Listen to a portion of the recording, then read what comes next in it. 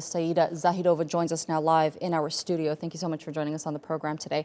Now, we've had various world leaders comment on the conflict between Azerbaijan and Armenia in the past 24 hours. And Turkey, as we mentioned just now, has voiced its support for Azerbaijan. Russia has said we need to hold talks to find a solution to the crisis. What role do you think international leaders need to play to bring a resolution to the region? To be honest, this issue is on the table for more than 30 years in the area. There's a conflict for decades, and it's not been solved.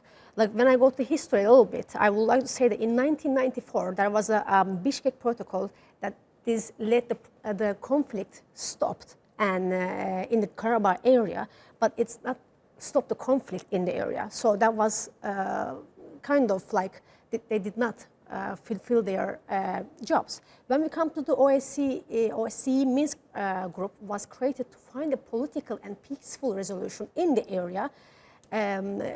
It's co-chaired by France, Russia, and the United States.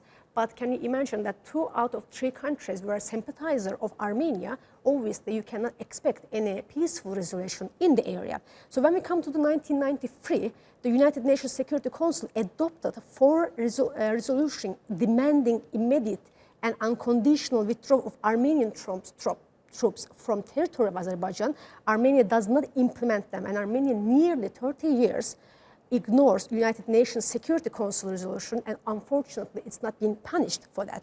So in the recently, Azerbaijani President Ilham Aliyev mentioned in United Nations Security Council that we are concerned about this, the issue that Russia is sending military supplies to Armenia over the airspace of Kazakhstan, Turkmenistan, and Iran, exceeded 400 tons of supplies. So there is no resolution right now, and we will fight for our lands. Right. Let's just add a bit more context and talk a bit about the region. How significant is the region that the 2 countries are fighting over?